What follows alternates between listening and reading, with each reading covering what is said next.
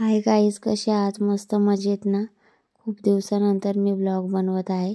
चला तर आज माझी आवडती फ्लावर बटाट्याची भाजी मी बनवणार आहे. इथे मी कढईत तेल गरम करायला ठेवलं होतं, तर त्याच्यामध्ये मी तडका मारणार आहे जिरे आणि राईचा. बघू शकता इथे तेल छान तापलेलं आहे, छान जिरे राई तडतडत आहे.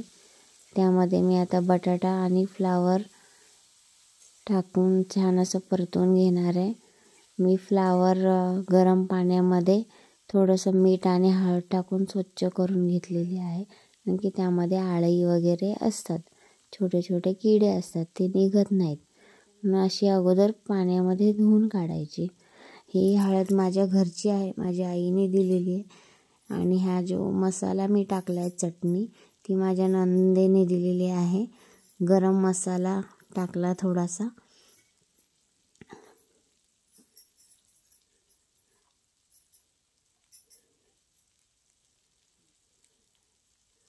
आणि थोडंसं आता मी इथे मीठ टाकून घेत आहे चवीप्रमाणे. छान असं हलवून घेणार आहे. थोडंसं पाणी टाकणार आहे आणि वाफेवरती छान अशी शिजवून देणार आहे. थोडंसं मी पाणी ॲड केलेलं आहे, कारण की मला थोडासा रस्सा हवा होता. बघू शकता. आजकाल माझे ब्लॉग खूप कमी येत आहेत, कारण की माझी प्रेग्नन्सी चालू आहे. मला 8वा महिना चालू होता, आता ऑलमोस्ट तो संपत आलेला आहे. 9वा मला लागणार आहे. त्यामुळे थोडंसं माझी एनर्जी डाऊन असते आजकाल.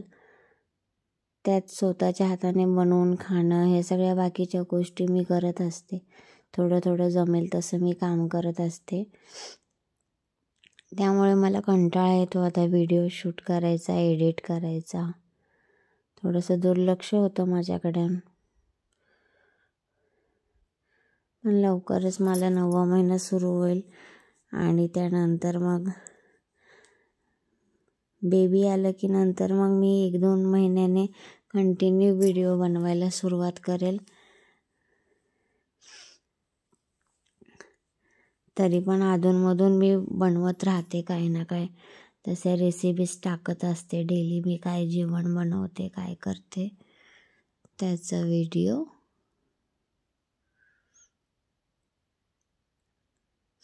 बघू शकता, छान चपाती अशी मस्त भाजून घेतली आहे.